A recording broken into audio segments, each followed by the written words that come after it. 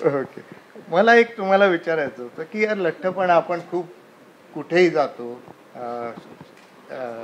सिनेमागृहात गेलो, मॉल्समध्ये गेलो तर खूप सारी मुलं लठ्ठ दिसतात आणि हा लठ्ठपणा आजारांचा राजा आहे.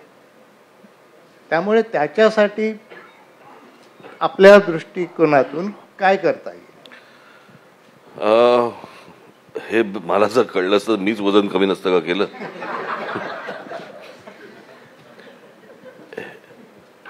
आमच्या सुनेच्या रूपाने डॉक्टर आमच्या आयुष्यात आले आणि तेव्हापासून माझं वजन वाढायला लागलं.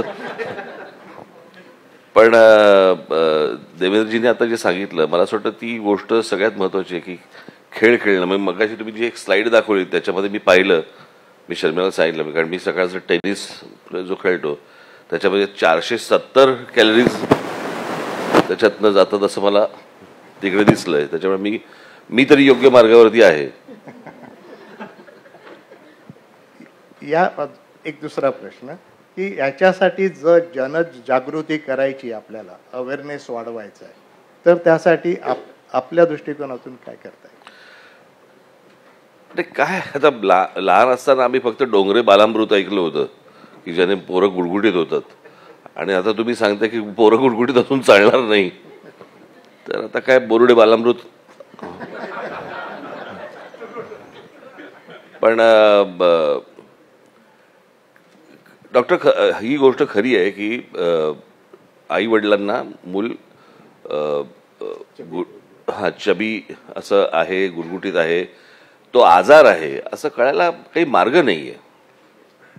आणि मला असं वाटतं की ती गोष्ट तुम्हीच शोधून काढली पाहिजेत किंवा तुम्हीच सांगितली पाहिजेत लोकांना की हे ओळखायचं कसं. कारण नाहीतर अदरवाईज हे कळणारच नाही कधी कोणाला. या संदर्भात आम्ही एक उपक्रम घेतो आहोत की प्रत्येक शाळांमध्ये तुम्ही म्हटल्याप्रमाणे आम्ही एक मॉनिटर करायचं.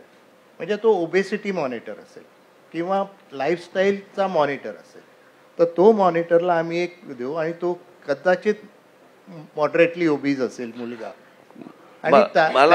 मला असं वाटतं की बाहेरचं जे फास्ट फूड ही जी गोष्ट आली तेव्हापासून हा आजार जास्ती बळावलेला दिसतोय जगभर. जोपर्यंत घरातलं जेवण जेवत होते सगळे तोपर्यंत ही परिस्थिती कधी नव्हती. आणि फास्ट फूड हे खूप टेस्टी असतं. घरातलं जेवण ऑलवेज ब्लँड असतं. म्हणजे चांगलं ते वाईट आणि वाईट ते चांगलं. पण याच्यात